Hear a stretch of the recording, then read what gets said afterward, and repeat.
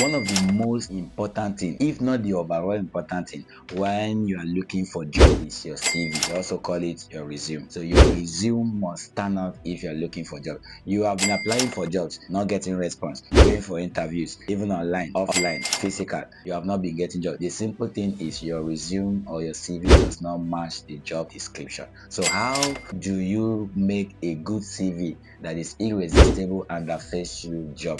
In this video, we are going to be talking about how to create such a CV. Your CV must match the job description, and that is what in today's video I'm going to show you step by step with practical, showing you my own CV that has given me more than 10 jobs in the past 3 years. So let's dive into the practical aspect and I will show you how to create your CV. Alright, so this is my CV. You can see here that has given me more than 10 jobs in the past 3 years. This CV matches the ATS method, and I'm going to show you how I made it. So you can see the first thing you are seeing here is my name, 3 complete names in cap lock, and the next thing you are seeing is my location. This is my location here. The next thing you can see is my phone number. The next you can see is my email, and the next you can see is my LinkedIn profile. LinkedIn profile is very important. You can't get a professional CV without a LinkedIn profile. It's not professional at all. So all these things in one line, not keeping them aside. No, in one line. And then the next thing here is personal statement or your objective summary. This is where you summarize your skill, what you can do. All right, you summarize what is your objective as a social media manager, what is your objective as a content writer. So you can see I say creative and result driven social media manager with over 5 years of experience developing engaging content and driven brand growth, etc. All of that. And I say skill, I am skilled in optimizing digital presence and all. So the one the person is able to read this, he will know what you are all about before it even begins to go down. Now, the next very important thing is your experience. This one matters the most in your CV. This is your experience, and this is how to write them. You don't just write them anyhow. This is how to write them. You say number like I work for a Mayo clinic in UK, Florida. So I work as a remote and as an intern. I was just paid small in 2019. So this is the experience. In as a social media manager, what do I do? So I said I increase social media engagement by 40% over 6 months.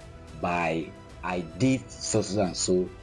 By I accomplish the method is I accomplish X by doing Y through Z. This is how it is. I increase social media management. That's I accomplish in 6 months by creating and sharing content to the patient and second. So I accomplish X by doing Y. So that's how it is. The next one is I boosted clinic appointment bookings by 25% through this. So you have to give the result you do and what you do to get that result. That's what you are going to do under the experience. This is how to write it.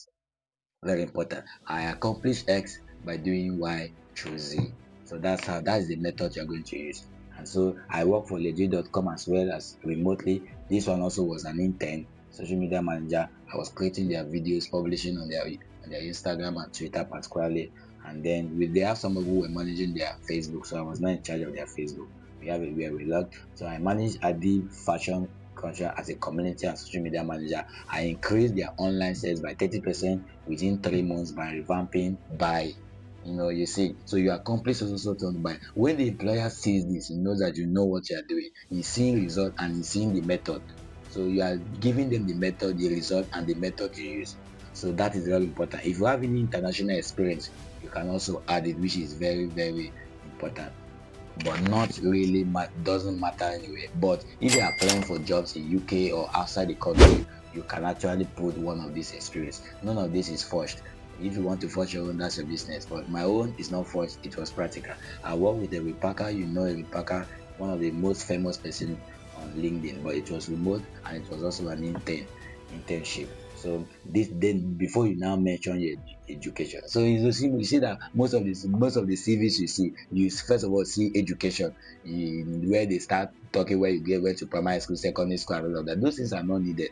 Like in this CV, there is no place here where I put that I went to secondary school or primary school. No. But if you have not gone to university, you can put the highest place where you have gone to school, either a secondary school or if primary school is the highest, you can put it. But since I've gone to university, university is my highest school education, so I put university here without putting secondary. The reason is because once you put university, everybody already knows that you pass through secondary school, you pass through primary school, all right? So that there's no need to bombard your CV with it. And then the next one is, what are the skills and the interests? Now let me tell you something under the skills. The skills and the interests you are going to put should be particular to the job, or to yours, to the skill you are applying for, or to what you know, or to the job you are applying for. For example, if you are applying for a content writer, you can put one of the skill like, SEO, you have SEO expertise, all right, you have writing skills. So that's how it is. If you're applying for a HRO job, you can say you have a flair for managing human beings. All right. So let the skill be tailored to the job you are looking for. All right. So that's what we have here. Brand management. That's social media. Manage people's brand. All right. And then communication. I know how to communicate as a social media manager, so that I can manage engagement and all of that. And then we have time management. And so this is skill and interest. And then if you have ever undergone any project before, you can also put it here. Like, I'm a social media manager, and then there's one of the company I was working for. The MD just came up and say he want me to run an advert that was worth over 2 million naira. And then he gave me the project and told me the target sales. That's a project. I completed the project and we got the number of sales he wanted. And so that's a project. You can also put it here, so that when the employer sees it, they know that, oh, if they give you a project, you can be able to handle it. So you put your project. I've put fashion brand digital launch, and then I launched a digital project, a digital. I launched a brand for people on social media. I create their presence and all of that. Those are projects. And then leadership and involvement. If you don't have leadership or involvement, please leave it.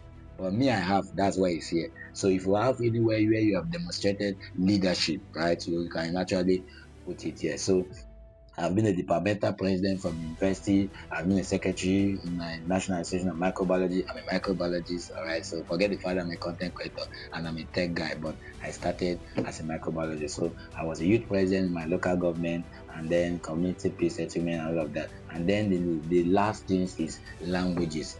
How many language can you speak? English. What is the level of the English? Full proficiency, or lower level, or bilingual, or etc. So then I now have better, which is my local language. I can speak my local language completely, and I can also speak English fluently. So that's why I put. If you have more, if you can speak French, why not put it here? Put it. If you can speak Spanish, put it here. All right. So it also helps you. And then the references. Sometimes you put references, sometimes you don't put, but professionally allow them to now ask you. That's why I put here available on request. So this is how a professional CV. Now let me tell you this book. All right. So you have seen how a professional CV is supposed to run. Now let me tell you how to edit it. So you can actually do this CV from Google Docs, or you can even do it with MS Word. But the best to use is Google Docs. So go to Google, type Google Docs. If you have an account, sign up. If in fact, if you have an email, you already have Google Docs. So do it, and then step by step like that. If you want me to show you step by step how to create it, please tell me in the comment section, and I will show you that. And now the second pro tip is that your CV must not be more than 3 pages, at most even 2, sometimes even 1 page, because a hiring manager does not have all the time to sit and read out your listing. And also, don't over exaggerate what you don't have experience on. Leave it like that. You must have to be very truthful. So that is how to write a good CV. Create a CV like this. I'm going to put this CV on the listing for you to edit and do all of that. So if you have any question, you can ask in the comment section. But please help me subscribe to my channel, help me like my post, and help me share my post.